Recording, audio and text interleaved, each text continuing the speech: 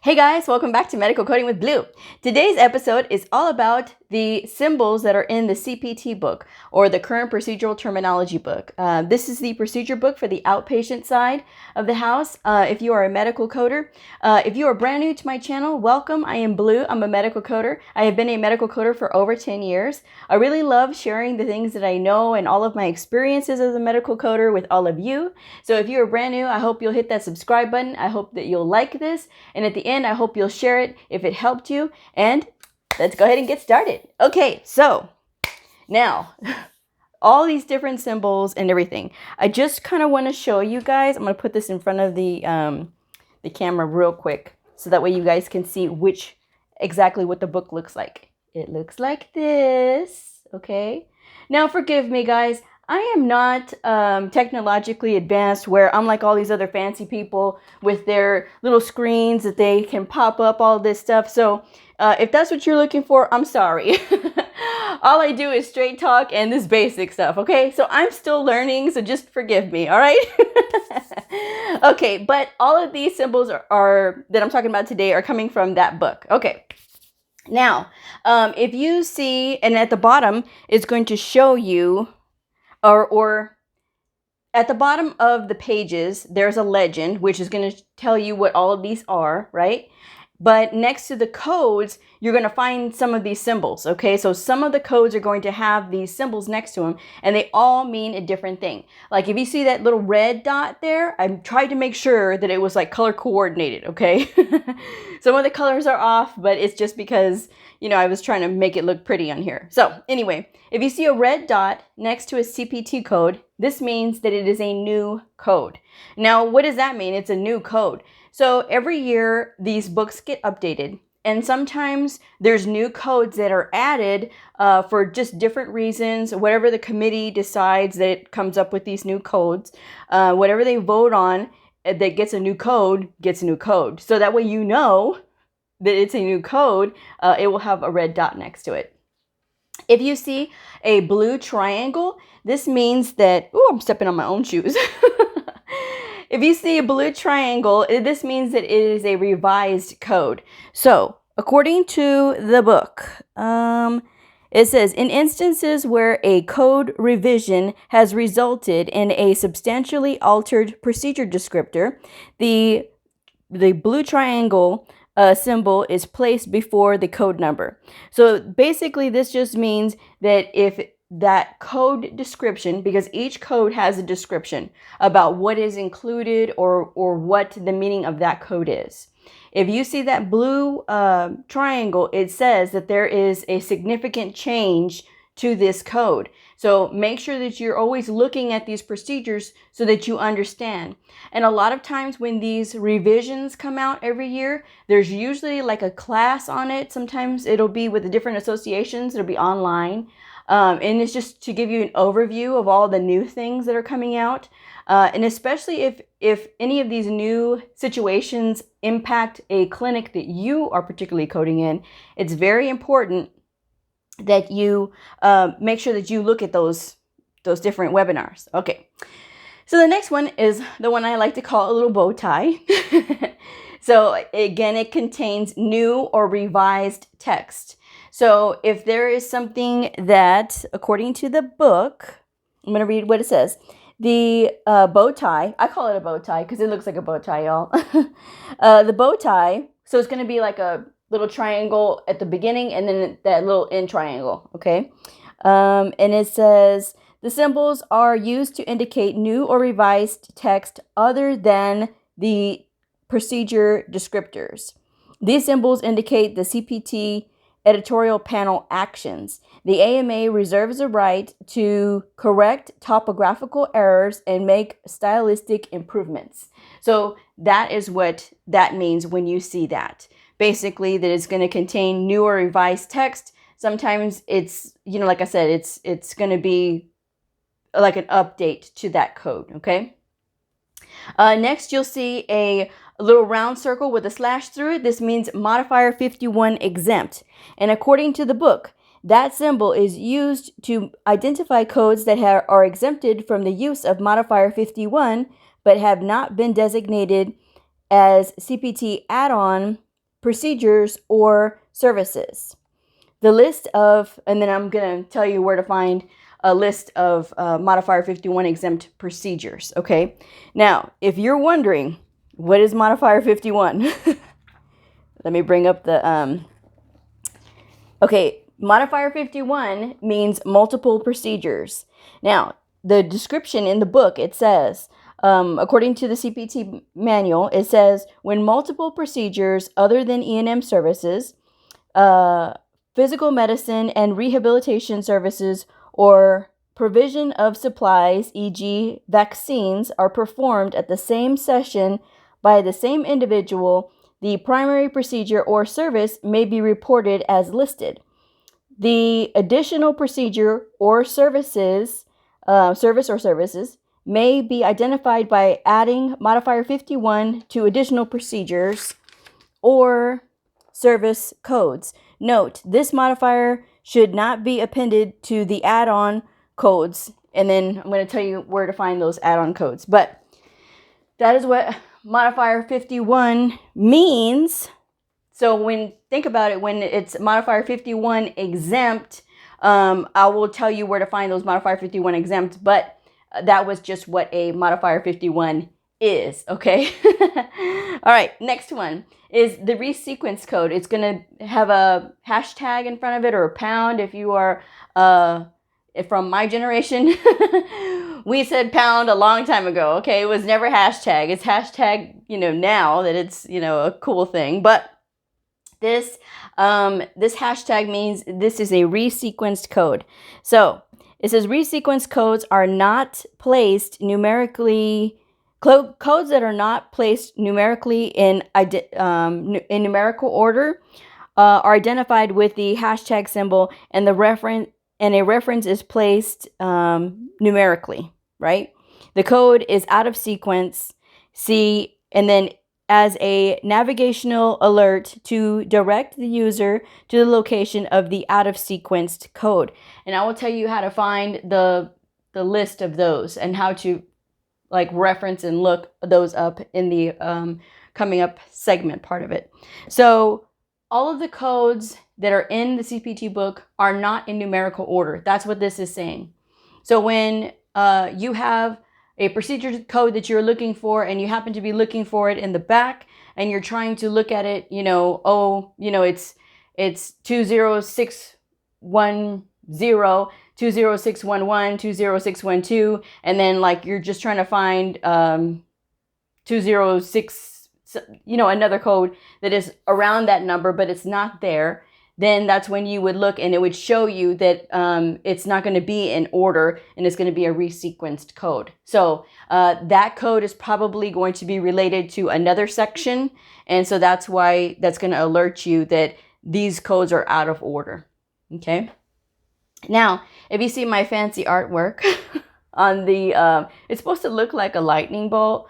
It just looks like a very fancy N to me. But this is the code for pending, FDA pending, approval pending, okay? So sometimes you'll have procedure codes in there. They will have that, and I will show you some examples on where to find that. But according to the book, that means the lightning bolt. I'm going to call it lightning bolt. Lightning bolt symbol is used to identify codes for vaccines that are pending FDA approval, okay? So that's just what that means, okay? And then you have the plus sign, and that means an add-on code. Very simple. The add-on code, CPT add-on codes are annotated by the plus symbol and are listed, and I'm going to tell you where in the next part. But anytime you see those add-on codes, what it's basically saying is there's a main procedure, right? And then underneath it, you're going to see, sometimes you're going to see a procedure that has a little plus next to it. This means if that procedure is not covering everything that was done, right? And then you have this add-on code that can go with it, then that's when you would add that if that code is applicable, okay? So just be sure to be on the lookout for those add-on codes, because sometimes there are certain things, certain procedures, and you'll know when you're looking them up in the book, that it just means that there's additional additional amounts of that procedure that was performed. Okay, and I'll show you in a second. And then the last one is the star for telemedicine. Okay, now this is a hot button topic right now, of course, as we all know, with COVID and everything. And I really do know, and I feel like it's going to continue to be a hot topic. But the star symbol is used to identify codes that may be used to report telemedicine services when appended by Modifier 95. So when you are doing any sort of telemedicine visits, any visits that are eligible for telemedicine are going to have that little star in front of them, okay?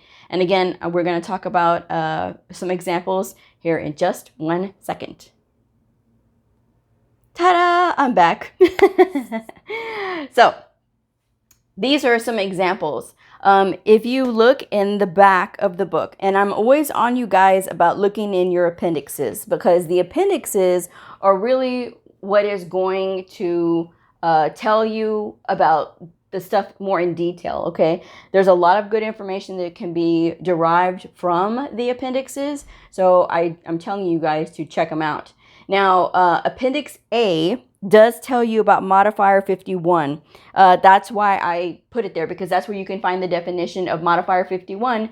So if you're looking for what it means, right, Appendix E is going to show you where all the examples of procedure codes that are Modifier 51 exempt are, okay? And we're going to talk about the example that I have listed there as well. But Appendix A, you can find out what Modifier 51 means. Appendix B will show you some examples of the new code, the resequenced code, the revised codes, and add-on codes. So Appendix B is a summary of additions, deletions, and revisions. So anytime you have a new year, right, and you're getting a new book, always look in Appendix B, or look for that section of summary of additions, deletions, and revisions. So that way it's going to house all of the codes that were all of those things in this one appendix. So that way you can get just a snapshot and you don't have to be looking through the entire book. It's already in that appendix listed for you so that you can review it. Okay. Now, Appendix D is all of your add-on codes, right? It's a list of all the add-on codes. And the example I gave you guys here is 20932, which is, dun, dun, dun, dun. Yes, I'm flipping because I did not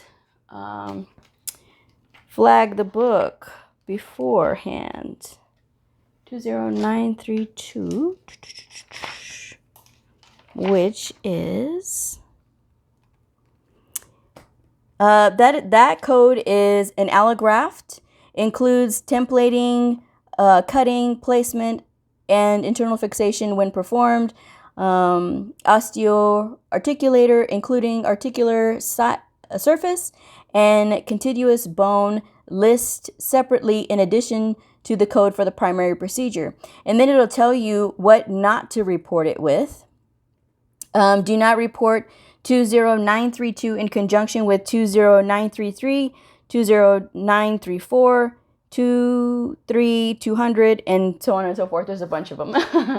But it'll tell you in the book what not to report it with. But that's just an example of what an add-on code looks like. Okay. Appendix E, moving right along, is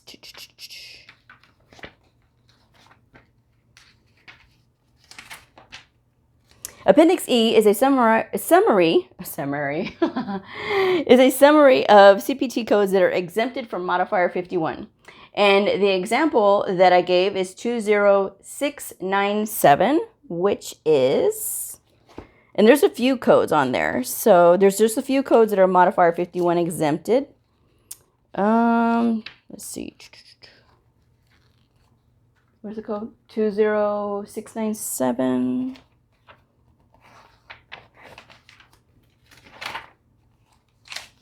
Bear with me, guys. 20697.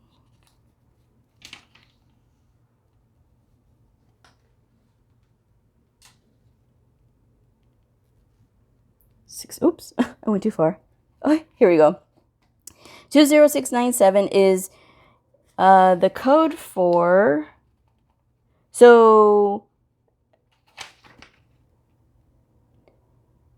it is the exchange, i.e. removal or replacement of a strut each. So it says do not report 20697 in conjunction with 20692 or 20696. So if you take a look, because there's a huge note underneath it, but I just wanted to kind of show you guys in action where you could find that. But yeah, that's an example of a modifier 51 exempt procedure. Like you know, that's an example of it. Okay. Appendix K, the FDA approval pending, an example would be the 90587, which is that vaccine. Is that what they? 9905887. That is the dengue vaccine quadrivalent. I know I butchered that word. Oh well, y'all know what I mean. Live 3-dose schedule for subcutaneous use. That is an example of a FDA approval pending code. Okay. And then Appendix N is going to list all of your resequenced codes. And I gave you the example of 10004. And it's basically telling you where you can find it. What is the section it is in between? Let's see. Yes, I'm flipping through my book. L 1004. So corresponding locations of resequenced code. So I'm going to be looking in 10021.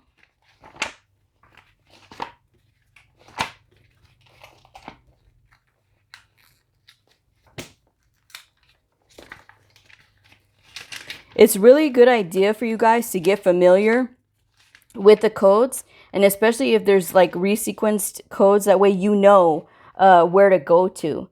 So one, and it directed me perfectly, because it says to look between 10021 and 10035, and I flipped over to that section, and it says 10004. It is a resequenced code. It is also considered an add-on code, and it is for each additional lesion. And they're talking about a fine needle biopsy, right?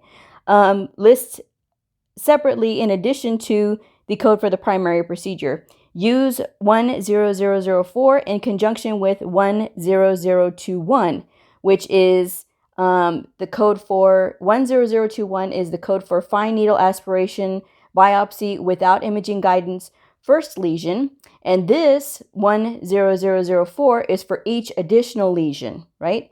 So it says that you can code these in conjunction with. So if you have somebody that is getting, or patient that is getting a fine needle biopsy but has not one but two lesions, then you would report the 10021 plus the 10004 together, okay? That's what this is saying.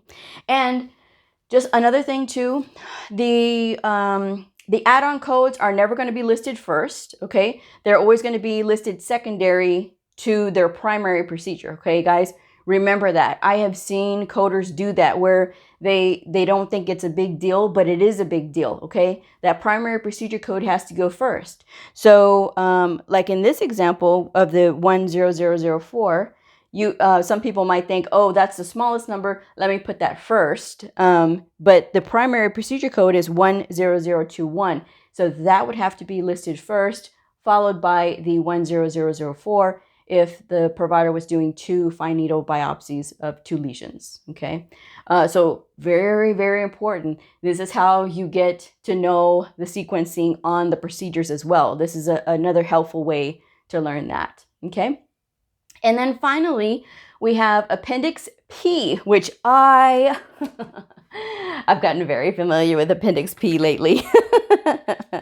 But Appendix P is the CPT codes that may be used for synchronous telemedicine services. Now, again, telemedicine service is such a hot topic right now because of the pandemic, and a lot of people are going to it. Even before we started with the pandemic, this was sort of mumbled. There was little mumblings of it about because people started to do it. There was commercials out about therapists that were offering their services from the comfort of people's own homes, like, that they wanted to have therapy, they could do this talk therapy, and they showed them where they're like looking at each other, like a video call and things like that. And they were having this visit. So think about that. This is the future of medicine. It's already here, obviously, because we were forced into it because of this pandemic.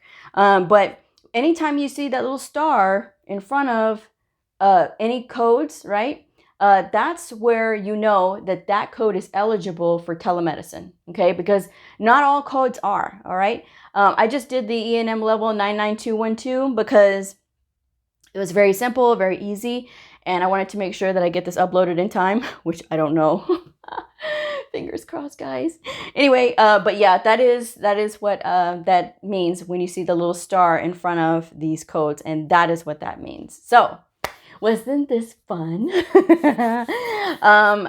I have really started to get back involved in the CPT book, which is wonderful. Thanks, you guys, because whether you guys know it or not, you really are helping me to be a better coder too. So anyway, I hope this video helps you. If you are interested in some more coding exercises, I do have some fun stuff on my Patreon channel. I have supporter levels that start off at $1 per month. And if you're interested, I'll be leaving the address for that or the link for that down in the description box below. So I'm going to wrap this one up. But if you are a medical coder, a medical coding student, somebody curious about the fascinating world of medical coding, a provider or a nurse, I invite you to like and subscribe and follow me on my journey in medical coding. I will see y'all next time. Bye.